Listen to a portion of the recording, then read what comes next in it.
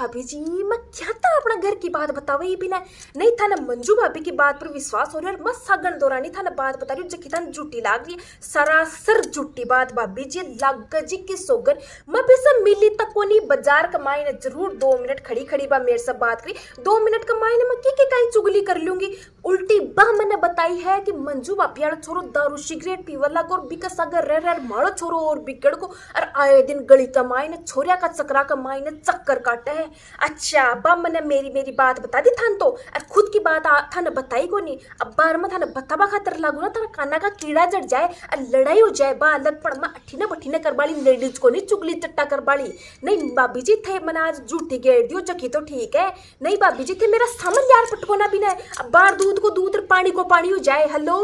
hello hello हाँ भाभी जी आवाज को नहीं आ रही